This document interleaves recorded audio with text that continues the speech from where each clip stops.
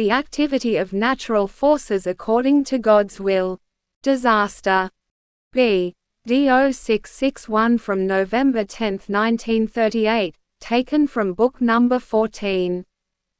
The laws God gave to the world from the beginning as being necessary for the being's spiritual development are always applicable for the human being's journey through life. Forces often actively oppose them, but these are subject to a superior invisible authority. They will always experience the effects of their adverse actions as being detrimental to them and will either turn around and work according to God's will or, if they maintain their malicious nature, experience God's power increasingly more severely.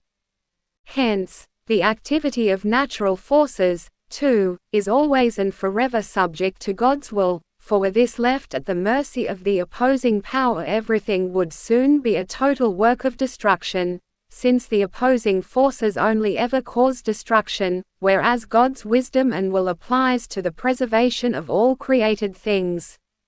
Where natural forces manifest themselves destructively, nevertheless, it is always the work of God's will, but this destruction is by no means the permitted action of evil forces. In that case there are carefully considered reasons for God's intervention which, however, only ever help the advancement of spiritual beings or the development of human beings. Even destruction has its good side in many ways. It releases natural spirits from their indescribably long state of constraint. Other natural spirits may become extensively active and thereby comply with their purpose.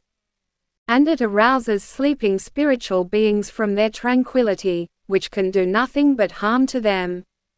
The fact that the effects of such destruction are often regretful for humanity is also permitted by God. It refers the complete unbeliever to his existence and is a touchstone for believers, whose strength and faith shall be fortified by it.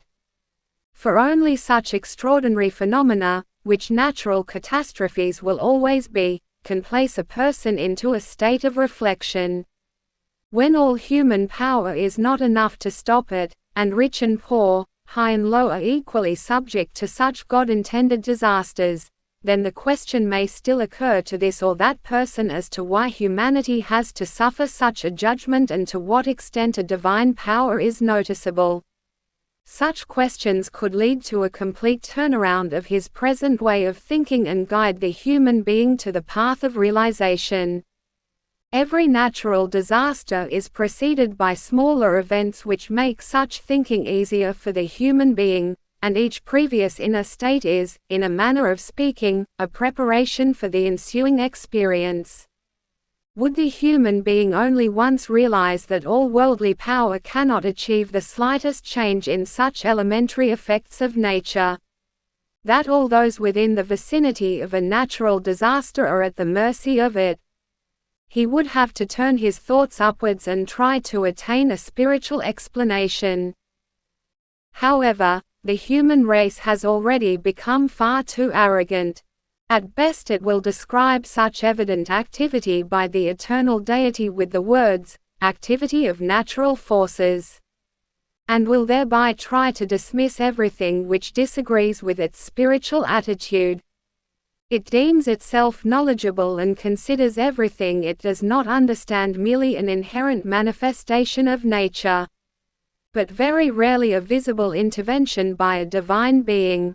Their most acceptable explanation of all natural phenomena is the continued development effected by the sun's rays which, again, are still an unexplored source of strength in the universe and which manage to achieve all life on Earth, but, in accordance with that, people are nothing else but living beings having been brought to life through these natural forces, who have their beginning and end on this earth. The fact that one being is in control of the whole universe, which, in accordance with its wise plan, through its will and omnipotence, has placed each one of the living creations, from the tiniest creature to the crown of creation, the human being, on this earth for a specific purpose, cannot be grasped by such uninformed people.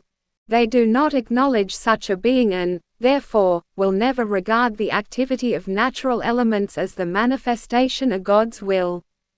Those who are further away, who are not affected by it, don't pay any particular attention to such disasters. They only ever quote similar instances and thus quickly dismiss such events. And God must use increasingly more obvious means. He must ever more quickly let one disaster follow another and have a serious effect on people if these phenomena are to make an impression. It is regrettable as to how seldom the suffering of fellow human beings triggers true sympathy.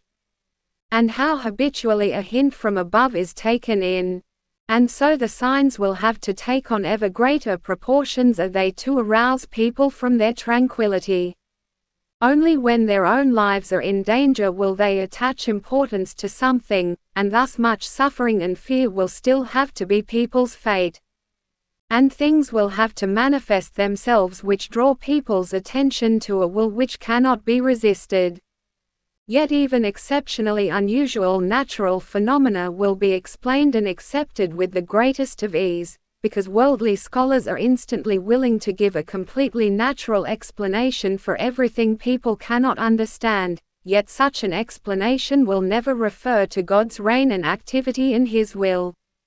They deem themselves superior to this and therefore have a completely misguided point of view which cannot be of any benefit to the people they are instructing.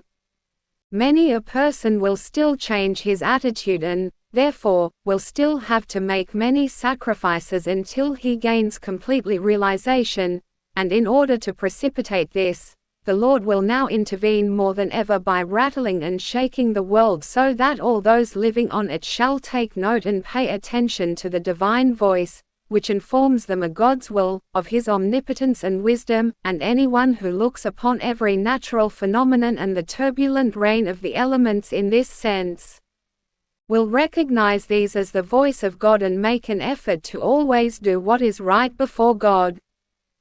Amen.